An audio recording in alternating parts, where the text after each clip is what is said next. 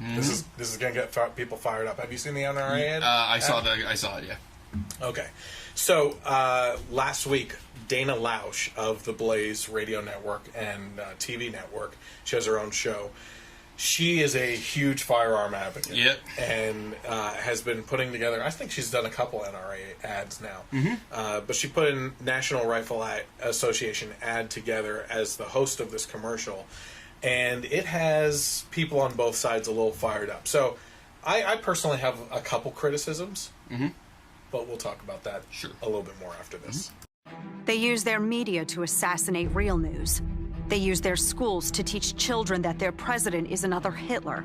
They use their movie stars and singers and comedy shows and award shows to repeat their narrative over and over again.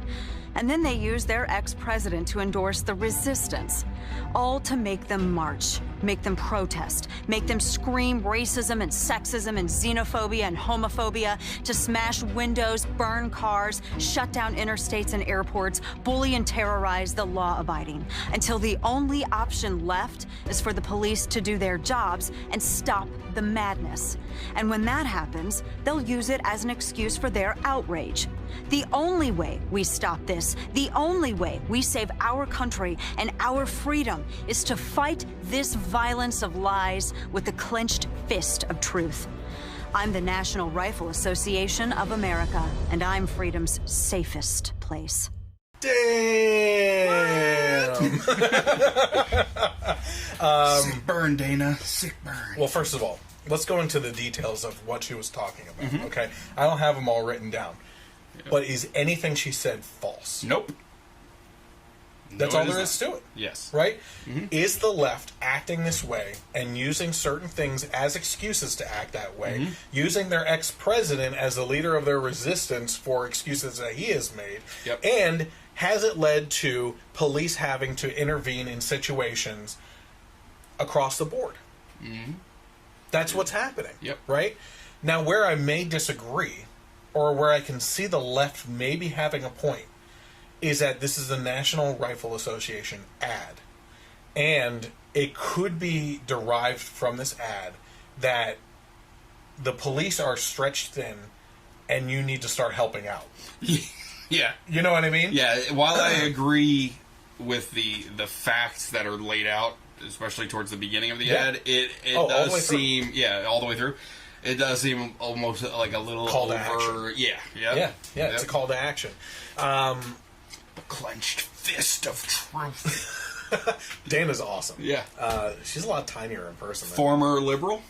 Yeah. Jeanette. Yeah, former Democrat. Yeah. She's awesome. There's hope for all of you out there. Yeah, exactly. It's always the Republican women that are better looking too.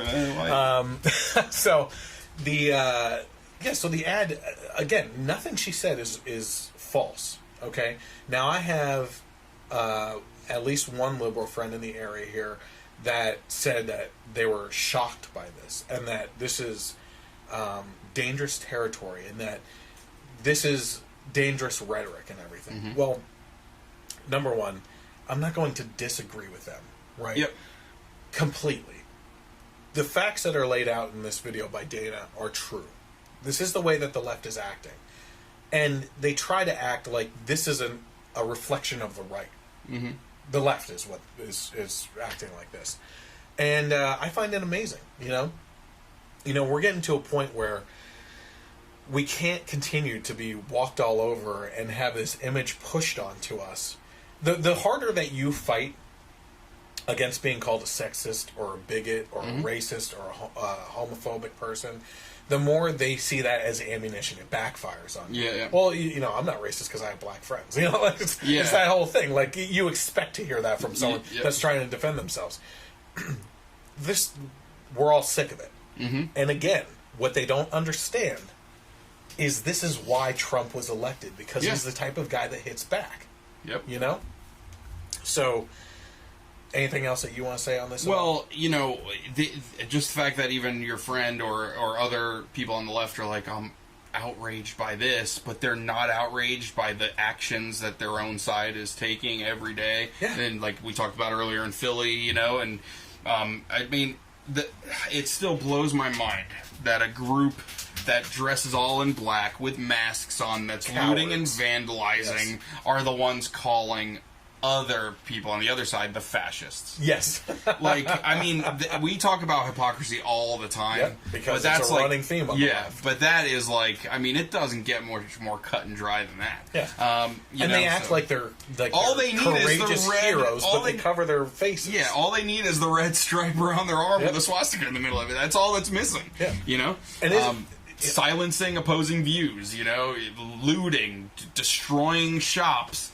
I mean, but, you know nobody's outraged by that. I don't know if you've been noticing this too, but a lot of media examples are being used by the left and the right to present their cases, and it's the same.